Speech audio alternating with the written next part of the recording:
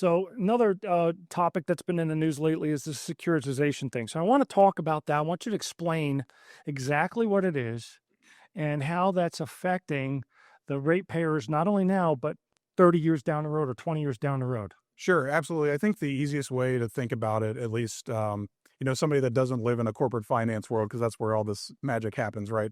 I think functionally, the way I think about it is refinancing a home mortgage when rates are low, right? So when we set our rates are a combination of the debt that is required and the interest on that debt that we are required to take to fund whatever the project may be, and then a return that the commission sets based on our regulatory rate structure, right? So that naturally tends to be a little bit higher than, let's say, just a flat debt rate.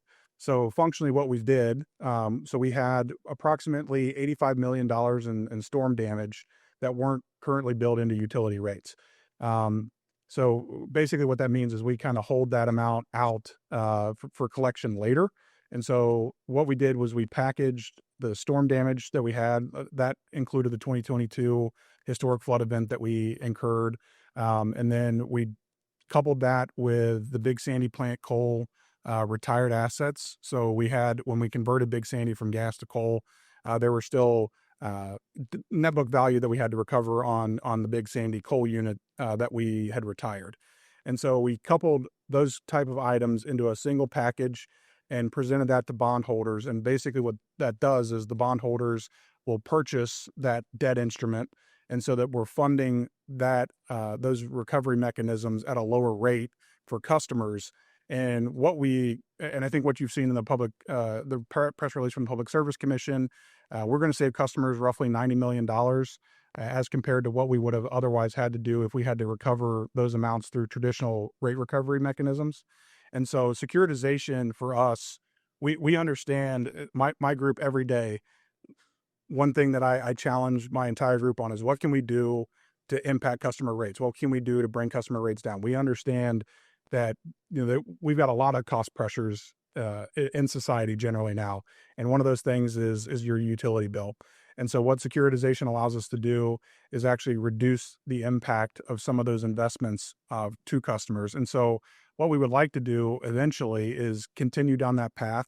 Obviously, I think we'll talk a little bit about our filing related to the Mitchell plant. Right. But one of the things that we have been advocating for in the legislative session is to pass new securitization legislation to allow us to securitize the net book value of Mitchell, which would provide a similar benefit to customers. Functionally, we could lower the cost of Mitchell to serve customers into the future. And so that's something that we're obviously very interested in exploring further. I think actually our AEP CEO Bill Furman came down and testified, along with company President Wiseman, testified in front of the Senate subcommittee to ask for new securitization legislation. So we're going to continue to advocate for that so that we can make a meaningful impact on our customers' bills.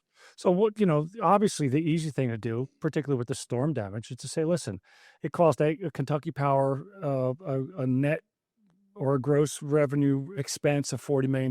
We're just going to add that to everybody's bill. And, everybody's bill is going to go up $1,500 next month, take it or leave it. And, Exactly. or $2,000 or $2,000 a month for the next 6 months until we recoup our costs. And that's not, you could do that, but that's it's not fair. It's not the right thing to do. And you'd put a lot of people out.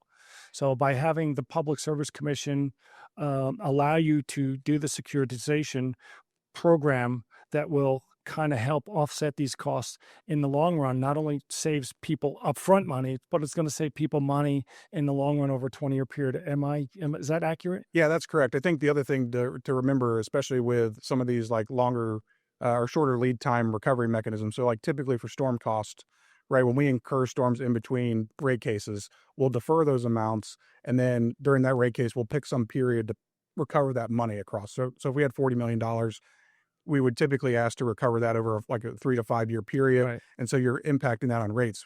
Functionally, what this did was took that $85 million of storms and passed it. And now we're going to recover it over 20 years at a lower interest rate. Sure. So you're spreading the cost further Right. to reduce the impacts while also avoiding any of that return component that would increase Sure. the cost of customers. And still maintaining the quality service. All right. You mentioned